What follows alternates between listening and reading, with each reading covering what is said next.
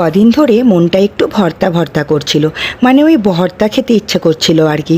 তো ফ্রিজ খুলে দেখি কিছুটা পরিমাণ বরবটি পড়ে আছে, তাই আর দেরি না করে বানিয়ে ফেললাম বরবটির ভর্তা। তোমরা একবার হলেও এই ভর্তাটা বানিয়ে খেয়ে দেখো। আর হ্যাঁ, সেদিন কিন্তু হাঁড়িতে একটু চাল বেশি নেবে, কারণ এই বরবটির ভর্তা দিয়ে কিন্তু সবাই বেশি করে একটু ভাত খাবে। তো বন্ধুরা, তোমাদের সাথে কথা বলতে বলতে বরবটি কাটা হয়ে গেছে। ভালোভাবে জল দিয়ে ধুয়ে প্রেশার কুকারের মধ্যে বসিয়ে দিলাম, আর একটু জল দিয়ে সামান্য একটু লবণ দিয়ে সেদ্ধ করতে বসিয়ে দেবো।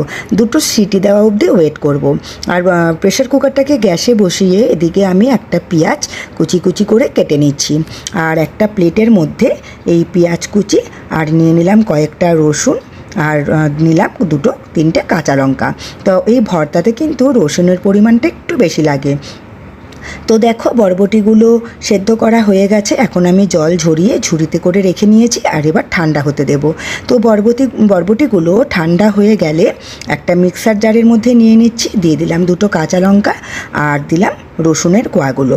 এবারে মিক্সিতে ভালোভাবে পেস্ট করে নেব। তো দেখো, আমার বরবটির পেস্টটা কিন্তু রেডি হয়ে গেছে। এবার চলো রান্না করার পালা। তো গ্যাসে কড়াই বসিয়ে দিয়েছি, কড়াইটা গরম হয়ে গেলে দিয়ে দিলাম পরিমাণ মতন সর্ষের তেল।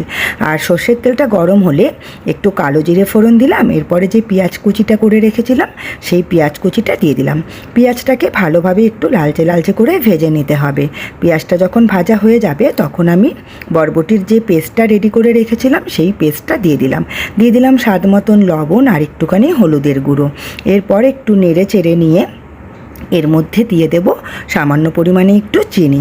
তোমরা চাইলে চিনিটা অ্যাভয়েড করতে পারো। এবারে ভালোভাবে নেড়ে চেড়ে নিয়ে বরবটির পেস্টটা থেকে জলটাকে পুরোপুরি টানিয়ে নিতে হবে।